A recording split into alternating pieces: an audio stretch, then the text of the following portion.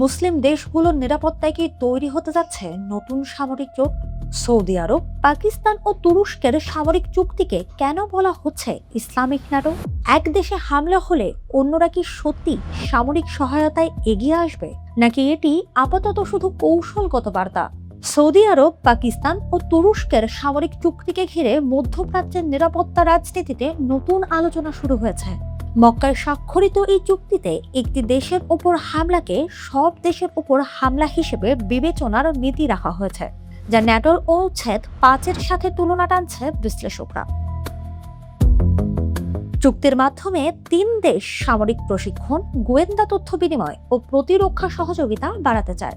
Saudi আরবে রয়েছে বড় অর্থনৈতিক সক্ষমতা, তুরস্কের শক্তিশালী প্রতিরক্ষা প্রযুক্তি ও ড্রোন সক্ষমতা, আর পাকিস্তান পরমাণু শক্তিধর দেশ।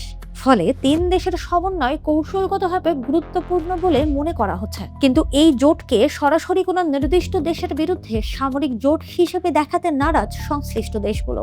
তাদের মতে এর লক্ষ্য আন্তঃদেশীয় সন্ত্রাসবাদ মোকাবিলা এবং আঞ্চলিক নিরাপত্তা জোরদার করা। তবে প্রশ্ন উঠছে, সৌদি আরব আক্রান্ত হলে পাকিস্তান ও তুরস্ক কি সরাসরি যুদ্ধে নামবে? বাস্তবে বিষয়টি জটিল। তুরস্ক ন্যাটোর সদস্য, পাকিস্তানের সাথে চীনের ঘনিষ্ঠ সামরিক সম্পর্ক রয়েছে এবং ইরানের সঙ্গে পাকিস্তানের দীর্ঘ সীমান্ত রয়েছে। ফলে কোনো সংঘাতের ক্ষেত্রে 3 দেশের অভিন্ন সামরিক প্রতিক্রিয়া নিশ্চিত করা সহজ নয়। এর আগেও সৌদি আরবের উদ্যোগে 2016 সালে 30টির বেশি মুসলিম সংখ্যাগরিষ্ঠ দেশ নিয়ে সন্ত্রাস বিরোধী জোট গঠনের চেষ্টা হয়েছিল, কিন্তু সেটি প্রত্যাশিত কার্যকারিতা দেখাতে পারেনি।